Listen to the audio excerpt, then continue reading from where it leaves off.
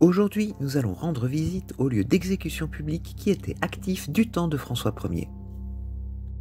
Premier lieu, la place de Grève, qui n'est autre que notre actuelle place de l'Hôtel de Ville. Située au bord de la Seine, ce n'était pas vraiment Paris-Plage à l'époque, mais plutôt une place où on débarquait des marchandises et où on brûlait de temps en temps des hérétiques, décapitait à l'épée des gentilshommes, pendait le commun des mortels et écartelait les régicides tels Ravaillac en 1610. Durant le règne de François Ier, en 1529, on y brûla avec ses livres Louis de Berquin, un réformateur religieux protégé pendant un temps par la sœur de François Ier, Marguerite de Navarre. Force est de constater que cette protection a été éphémère. Au centre de la place de Grève, on constate qu'il y avait une croix. Elle était destinée à recueillir les dernières prières des suppliciés et servait aussi de code d'alerte lors des inondations. Toutes ces exécutions se faisaient sous les fenêtres de la maison aux piliers, qui était le siège du prévôt des marchands, c'est-à-dire le maire de Paris de l'époque.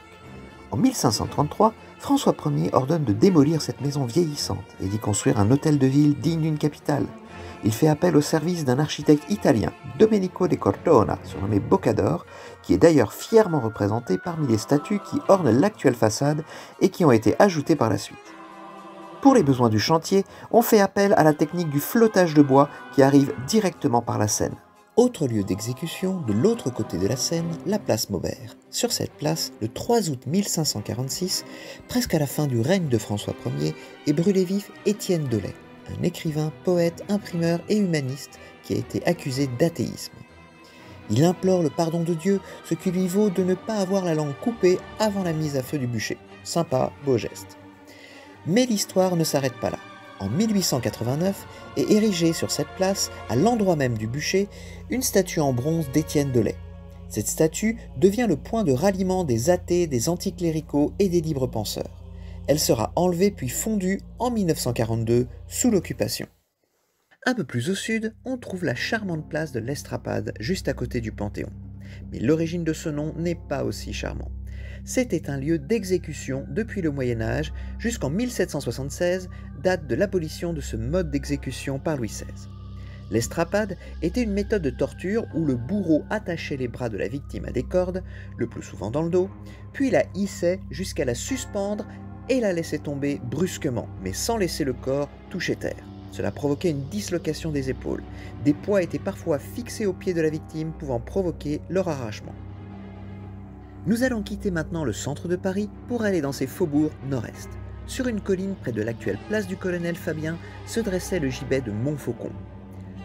Quand on monte la rue de la Grange-aux-Belles, à côté de l'hôpital Saint-Louis, on suit en fait le dernier chemin des condamnés à mort.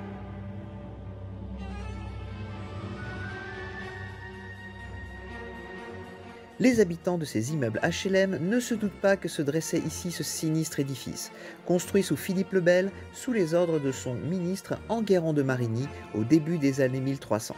Mais à la mort de Philippe le Bel, sous son successeur Louis X, Enguerrand de Marigny tombe en disgrâce et on trouva des prétextes pour le faire pendre sur le gibet de Montfaucon, justement. Son corps y resta exposé pendant 2 ans. Durant le règne de François Ier, y fut pendu Jacques de Beaune, le 12 août 1527.